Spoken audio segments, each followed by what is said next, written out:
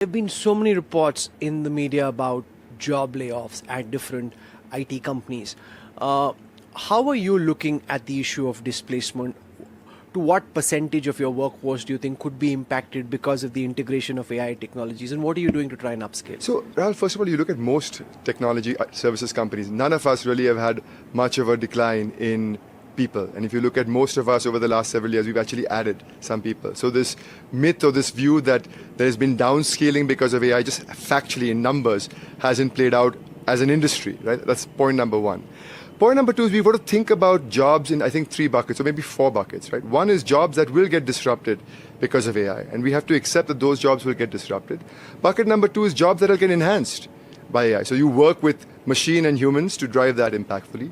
3 jobs that will get created because of AI, and 4 will be human-only jobs. And we've got to think about in those buckets.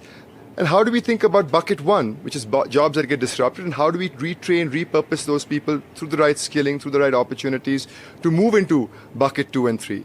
I think the biggest challenge today is really how do you get people to adopt the technology? And I think the people that are most at risk are people who are not going to adopt the technology. And I think it's a responsibility of organizations, it's a responsibility of industry, it's a responsibility of government to really give people the comfort that this change is important, and the new, AI fluency is the new digital currency. You have to be AI fluent to be relevant to do any kind of job going forward. And so how do we help people build those skills, but also help take them on the change journey to say, hey, look, do this and you still have a future. Disrupt what you're doing today and you still have a future, because if you don't, the system will beat you anyways, right? And you will get left behind. So join the journey of change, be on the bus of change. Jamie Lyman said something very similar along the lines of what you were saying, that the change is here. Either you adopt it or you just get left behind because you can't dig your head in the sand.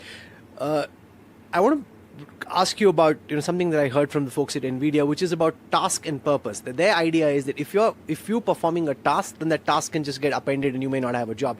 But if your job has some purpose, if there's some purpose to what you're doing, then you have some perpetuity value and a longer runway.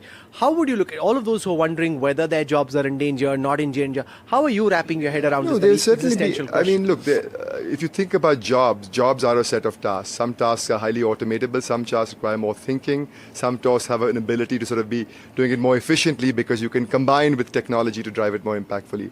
And the way to think about it is there are jobs that have 60-70% of tasks that can be highly automated, then perhaps those jobs have a shorter run life than other jobs that have less of highly automatable elements. And that's the way I would think about it, and that's the way we think about it.